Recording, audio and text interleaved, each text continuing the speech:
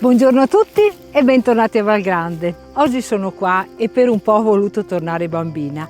Sì, perché queste rottoballe ci riportano un po' indietro nel tempo e stavo pensando infatti quanto i nostri ospiti possono anche loro giocare e fare in un campo libero come questo, dopo che il frumento è stato tagliato e che rimangono solamente i segni di un raccolto che ormai è già andato.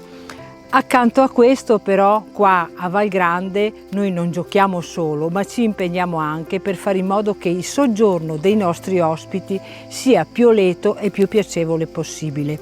E un soggiorno piacevole è fatto di buona compagnia ma anche di buona cucina. Io per fare questo che mi impegno utilizzando la frutta e la verdura di questo periodo. Infatti per questo fine settimana ho pensato di preparare l'insalata di farro con le verdure fresche.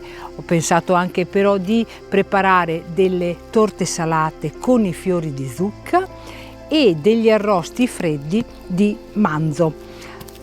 Accanto a questi però e per completare i nostri pranzi estivi non possono mancare i dolci.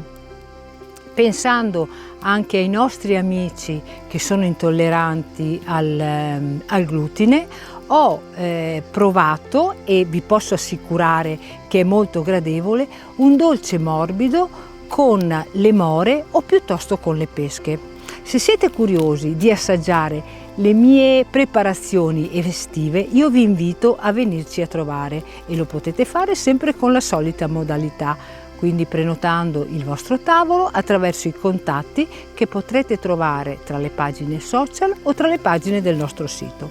Per il momento io continuo a giocare e voglio dire a tutti viva l'estate!